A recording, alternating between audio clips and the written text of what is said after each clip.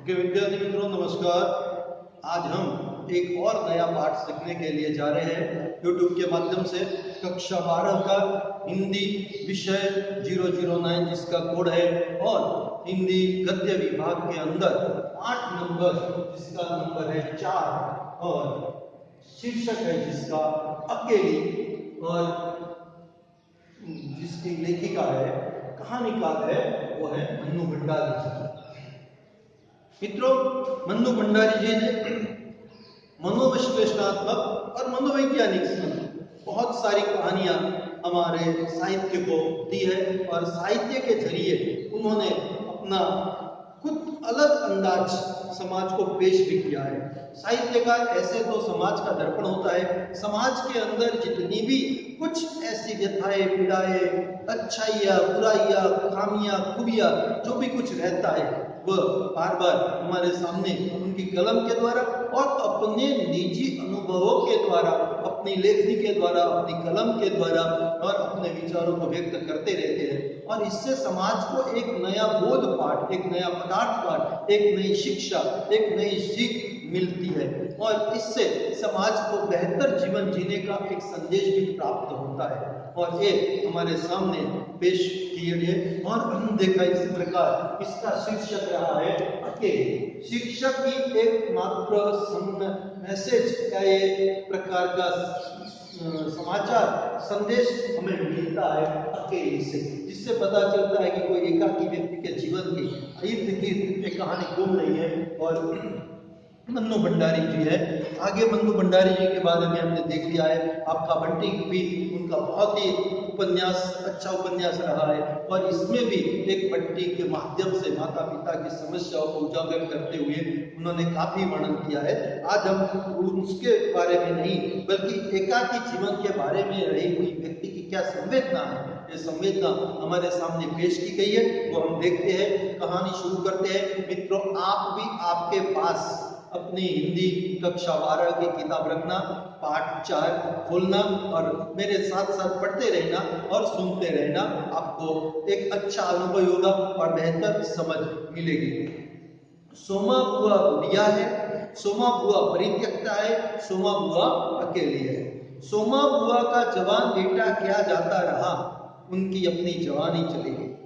पति को पुत्र वियोग का ऐसा सदमा लगा कि वे पत्नी घर बार तज कर तीरथवासी हुए और परिवार में कोई ऐसा सदस्य था नहीं जो उनके एकाकीपन को दूर करता। पिछले 20 वर्षों से उनके जीवन की इस एक रास्ता में किसी प्रकार का कोई व्यवधान उपस्थित नहीं हुआ, कोई परिवर्तन नहीं हुआ। यो हर साल 1 महीने के लिए उनके पति उनके पास आकर रहते थे, पर कभी उन्होंने पति की प्रतीक्षा नहीं की, उनकी राह में आंखें नहीं बिछाई। जब तक पति रहते उनका मन और भी मुरझाया हुआ रहता, क्योंकि पति के स्नेहहीन व्यवहार का अंकुश उनके रोजमर्रा के जीवन की अबाध गति से बहती स्वच्छंद धारा को कुंठित कर देता। उस समय उनका घूमना फिरना मिलना जुलना बंद हो जाता और सन्यासी जी महाराज से तो यह भी नहीं होता कि 2 मीठे बोल बोलकर सोमा बुआ को एक ऐसा संबल ही पकड़ा दे जिसका आसरा लेकर वह उनके वियोग के 11 महीने काट दे। इस स्थिति में बुआ को अपनी जिंदगी पास पड़ोस वालों के भरोसे ही काटनी पड़ती थी। किसी के घर मुंडन हो, छठी हो, जनेऊ हो, शादी हो या गमी, बुआ पहुंच जाती और फिर छाती फाड़ कर काम करती, मानो वे दूसरे के घर में नहीं अपने ही घर में काम कर रही हो।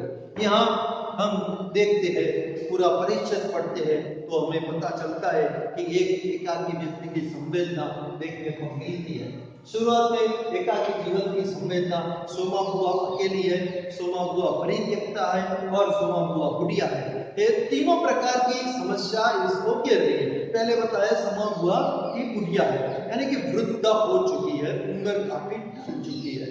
दूसरी बात बताई कि सोमा बुआ परित्यक्ता है, वे त्यक्ता नहीं, पति ने उसको छोड़ नहीं दिया है, बल्कि इससे भी और कठिन परिस्थिति में उसको डाल दिया है और सोमा बुआ अकेली है।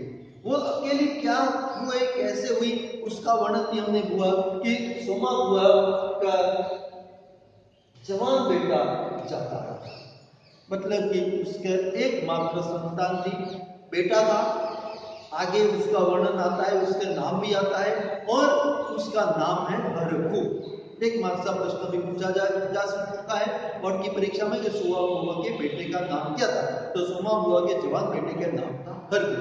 वो हरखू चल बसा, जाता रहा, उसकी मृत्यु हो गई और उसकी मृत्यु हो जाने से उसकी जवानी चली गई।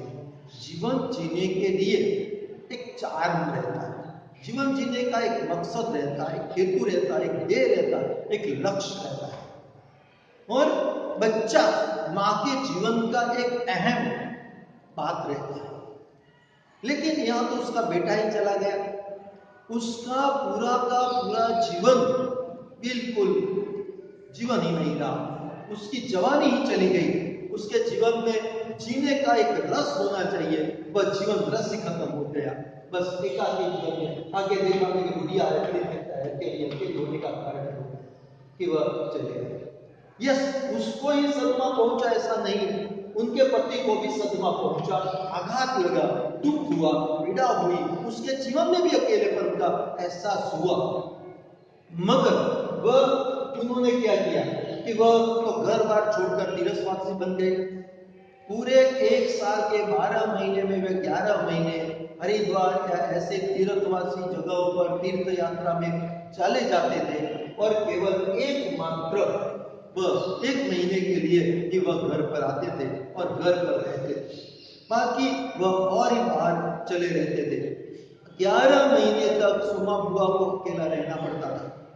वह तीर्थवासी हो गए और उसके आघात से उनको भी संसार में कोई रस नहीं रहा, न तो सोमा बुआ के प्रति रहा, न उसके घर के प्रति, मगर वह बाहर चले गए।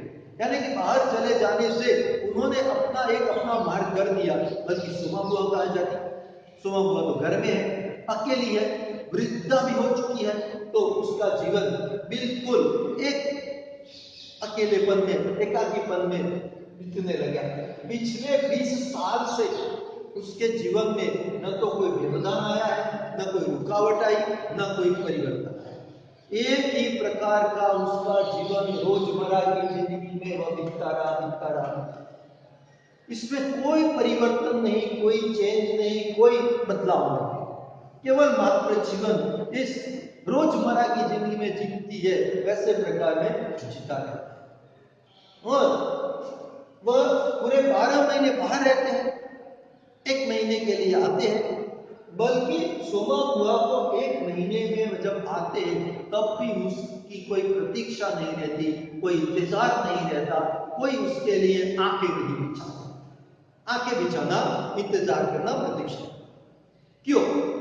क्योंकि सोमा बुआ के प्रति उनका जो रवैया था, उनका बर्तन था, उनके प्रति उनका एक व्यवहार था, वह बिल्कुल स्नेहहीन था। एक पति पत्नी के रिश्ते में चलो बच्चा है, चला गया, कुदरत के नियम से उसको जो हुआ सो हुआ। हमने हरिवंश में बच्चन को पढ़ा था, जो बीत गई सो बात गई। मगर यहाँ ऐसा कुछ नहीं, उनके जीवन में कोई नहीं आया, स्नेह नहीं रहा। पति जब भी घर पर रहते, सोमा बुआ का मन और भी मुरझाया हुआ रहता। चलो 11 महीने बाहर रहे हैं, 1 महीने के लिए आते हैं, तो 1 महीने में उनका व्यवहार ऐसा होना चाहिए जिससे सोमा बुआ के बाकी के 11 महीने अकेले काटने में कोई परेशानी न हो। मगर यहाँ तो उनका जीवन और भी मुरझाया हुआ रहता, क्योंकि उनका व्यवहार सोमा बुआ के साथ बिल्कुल स्नेहहीन था। उनके पास कोई प्रकार की दिलचस्पी नहीं थी सोमा बुआ के प्रति। सोमा बुआ के साथ उनका व्यवहार रूखा, बिल्कुल प्यार वगैरह वाला, कोई प्रकार का आनंद नहीं, हर्ष नहीं, बातचीत नहीं, और अकेलेपन में घर में रहने के बाद भी कोई बातचीत नहीं, अकेलेपन में वह बीता रहते थे। और तो और सोमा हुआ कि जिस जिंदगी में कोई व्यवधान नहीं था, परिवर्तन नहीं था, वह इस प्रकार जीना जीते रहती थी, इसमें वह अंकुश डाल देते थे। सोमा बुआ के बाहर आने जाने के, बैठना उठने का, सबके साथ मिलने जुलने का और काम करने का, दूसरे के काम में मदद होने का जो उसका स्वभाव था, वह उसमें अंकुश डाल देते थे, उसमें लगाव डाल देते थे, उसको बाहर जाने से रोकते थे और कोई काम करने से उसको मना कर देते थे। तो उस अंकुश आ जाने से जो सोमा बुआ के जीवन की एक धारा बहती थी, अविरत रूप से बहती थी, इसमें कोई रुकावट नहीं आता था, वह आकर अंकुश डाल देते थे और इससे कारण वह उनका जीवन कुंठित हो जाता था, कुंठित कर देते थे, बिल्कुल संकुचित कर देते थे। दूसरे के पास, दूसरे के घर न जाना, न बैठना, न उठना, और इस प्रकार उनके ऊपर एक अंकुश रहता था। हाँ, उनको सदमा लगा है, वह बात ठीक है और तीर्थवासी हो गए, मगर यहाँ उन्होंने सोमा बुआ के ऊपर जो अपनी लगाम डाल दी और अपना अंकुश डाल दिया, उसके एक प्रकार की अविरत धारा से बहते हुए नदी बिल्कुल कल कल कल कल पानी की तरह बहती जाती है। उसको देखने का और सुनने का इतना आनंद रहता है और पानी भी इतना स्वच्छ रहता है, और पानी को हम बंद कर देते हैं तो धीरे धीरे पानी के अंदर शैवाल पैदा हो जाती है, नील पैदा हो जाती है और पानी के अंदर दूषित होता है। तो उसके जीवन में भी अंकुश के कारण एक प्रकार की प्रवाहिकता जो थी वह टूट गई, और इस प्रवाहिकता को टूट जाने से उनका जीवन कुंठित हो गया। सोमा बुआ का जीवन एक प्रकार से बहुत ही कुंठित हो गया। 11 महीने वह पास पड़ोस के सहारे ही वह जीवन बिता दिया। अब 11 महीने बाहर रहे व्यक्ति है, उनको हर जगह पर, हर समय पर दूसरे व्यक्ति की जरूरत पड़ती है। इसीलिए तो कहावत में भी कहा गया है कि मनुष्य एक सामाजिक प्राणी है, समाज में दूसरे लोगों के सिवा वह जिंदा भी नहीं रह सकता, अकेला वह दिन नहीं काट सकता। हाँ, साधु लोग, सन्यासी लोग रह सकते हैं, मगर समाज में रहने वाले व्यक्ति को हर आए दिन नहीं, हर आए पल दूसरे व्यक्ति की जरूरत पड़ती है। तो 11 महीने वह पास पड़ोस वाले लोगों के सहारे ही अपना दिन, अपना महीना काटती रहती है और अपना जीवन बिताती रहती है। सोमा बुआ हर लोगों के काम में मदद करने के लिए, सहायक होने के लिए तड़पती रहती है।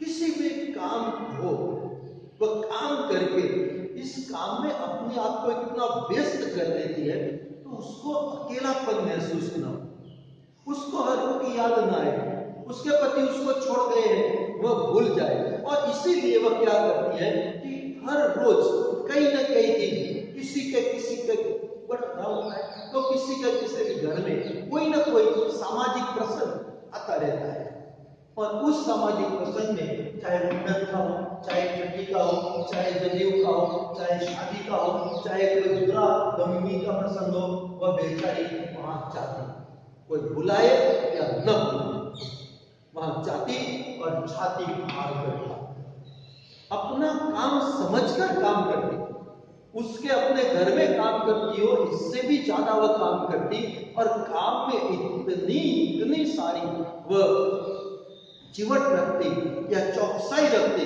कि काम निखर उठता, सामने वाले व्यक्ति के काम का जो बोझ रहता वह चला जाता। वह इतना अच्छा काम करती रहती थी और सब लोगों को मदद भी होती रहती थी।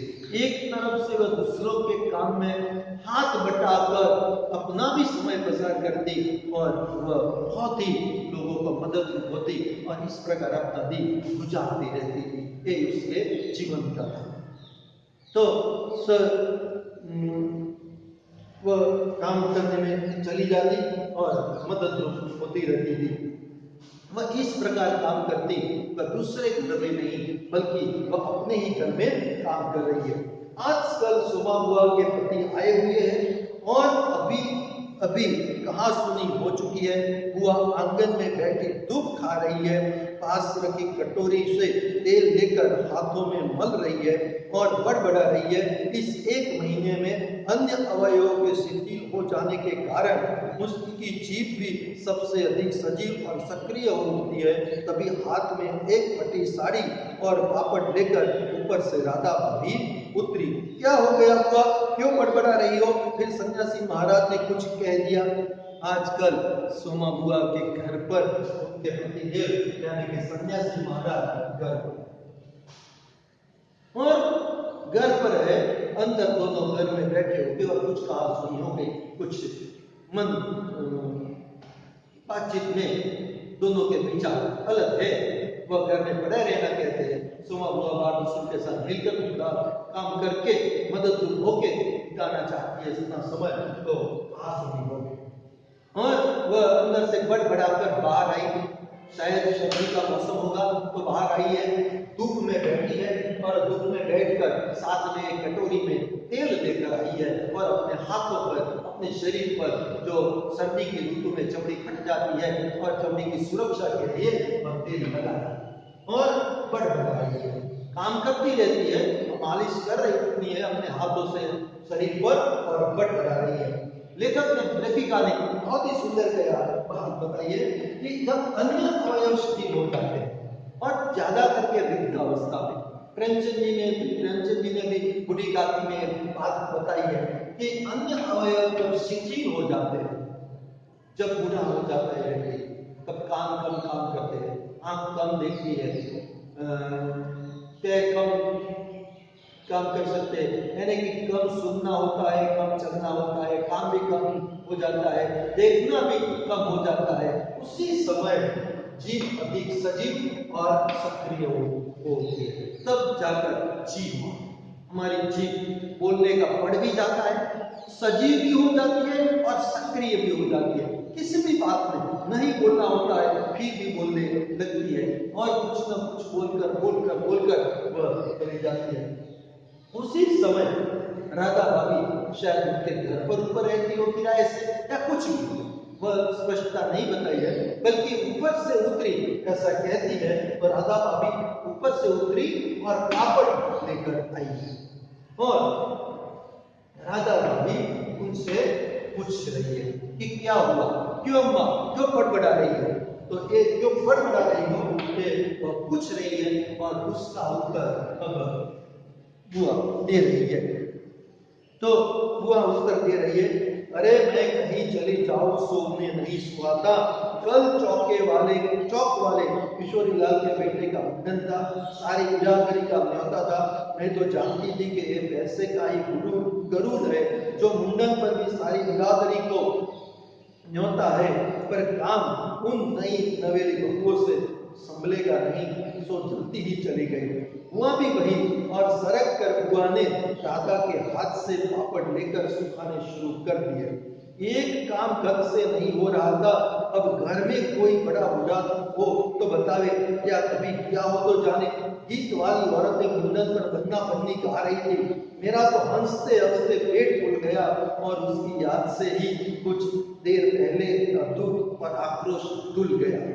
अपने सहज स्वाभाविक रूप में वे कहने लगी, भट्ठी पर देखो तो अजब तमाशा, समोसे कच्चे उतार दिए और इतने बना दिए कि 2 बार खिला दो, और गुलाब जामुन इतने कम कि एक पंगत में भी पूरे न पड़े। उसी समय खोवा मंगाकर नए गुलाब जामुन बनाए। दोनों बहुए और किशोरी लाल को बेचारे इतना जस मांग रहे थे कि क्या बताऊं। कहने लगे, अम्मा तुम न होती तो आज भत उड़ जाती, अम्मा तुमने लाज रख ली। मैंने तो कह दिया कि अरे अपने ही काम नहीं आएंगे तो कोई बाहर से आएगा नहीं, ये तो आजकल इतना इनका रोटी पानी का काम रहता है, नहीं तो मैं तो सवेरे से ही चली जाती। और बुआ ने अपना बड़बड़ाने का कारण बताया। दोनों के बीच जो कहा सुनी हो गई थी, उस कहा सुनी के बाद भी वह राधा बुआ को बता रही है कि उनको मतलब कि सोमा बुआ के पति को बाहर जाओ यह नहीं सुहागा, वह बिल्कुल अच्छा नहीं लगता कि मैं कहीं पर बाहर जाऊं। और किशोरी लाल चौक वाले, वहां चौक होगा, चौक के आसपास घर होगा, किशोरी लाल उनके कोई समधी होंगे, परिवारजन होंगे, तो उनके वहां उनके बेटे का मुंडन था, मकरी मतलब कि चौर क्रिया या बाबरी का कार्यक्रम। सारी बिरादरी को न्योता दिया था।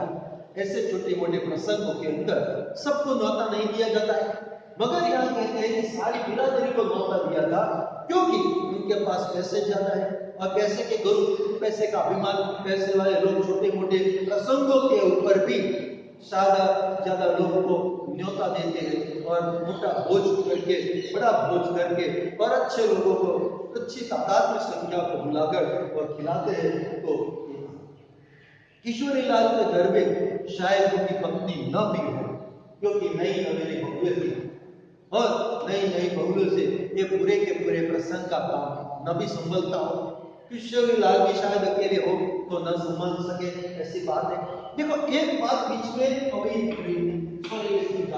बहुत बात आई, बता दी है कहानीकार जी ने, मन्नू भंडारी, कि इतने में तो राधा भाभी के हाथ से बुआ ने पापड़ ले लिया और वह सुखा लिया। राधा बुआ हाथ में एक पुरानी साड़ी लेकर आई थी, पापड़ था, शायद पापड़ इसने ले ले होंगे, पापड़ बनाए होंगे, तो इस धूप में पापड़ सुखाने के लिए आई।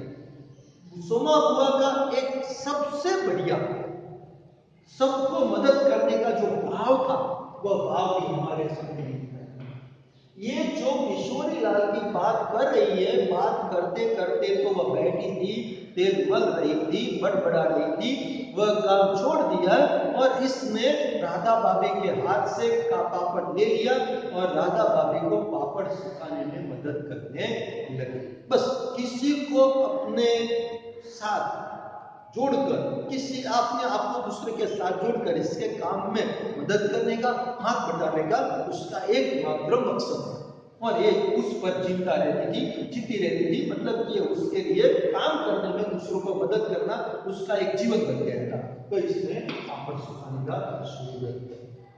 अब आगे किशोरी लाल की बातें, वहां गाना गा रहा था वह मुंडन के बारे में, तो बोलती है तो मैं तो पेट पकड़कर हंसने लगी, बोलती जो गाना गाया जाता है वो ढंग का नहीं गाया जाता रहा हो, या तो प्रसंग हो और दूसरे प्रसंग का गाया जाता जा रहा हो। और इस हंसते हंसते उसका जो अपने पति पर जो आक्रोश था, दुख था, पीड़ा थी, थोड़ा गुस्सा भी थी, वह आक्रोश भी भूल गया, आक्रोश भी चला गया।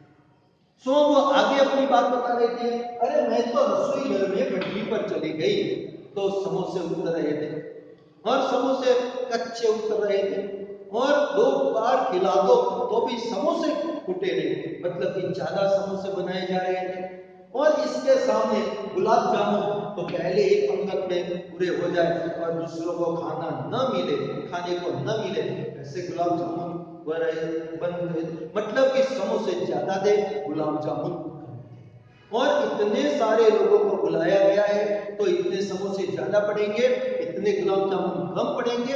ये सारी प्रामाणिकता से किस प्रमाण से कितना चाहिए वह सुमा हुआ को अनुभवी आंखों से अंदाजा जाता है। और तुरंत जाकर इसने किशोरी बाबू से समझाया, दूसरा खोआ बनवाया गया, दूसरे गुलाब जामुन बनवाए गए, समोसे जो कच्चे निकल रहे थे उसको ज्यादा और तल कर तेल में फ्राई करके उसको पक्के बनाए गए और किशोरी लाल के घर का प्रसंग बिल्कुल आनंद से, सुख चैन से निष्पन्न हो गया और एक प्रकार से संपूर्ण हो गया। किशोरी लाल और उनका पूरा का पूरा परिवार तो का इतना जस मानने लगा, उतना जस मानने लगा। और किशोरी लाल ने कहा कि माँ तुम आई तो मेरे प्रसंग की, मेरे घर की लाज रखी, और आप नहीं होती तो मेरी हद उड़ जाती, बिल्कुल बेइज्जत हो जाती,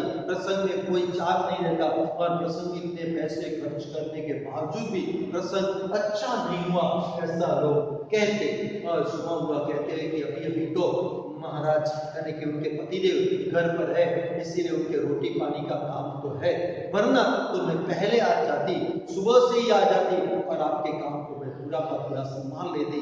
ये बात यहाँ बता रही है। तो इस विभाग से पति के पुत्र के चले जाने से उनके जीवन में एकाकीपन आ गया। पति के चले जाने से, तीर्थवासी हो जाने से और एकाकीपन आ गया। पति आते हैं तो उनका स्नेह व्यवहार आ गया।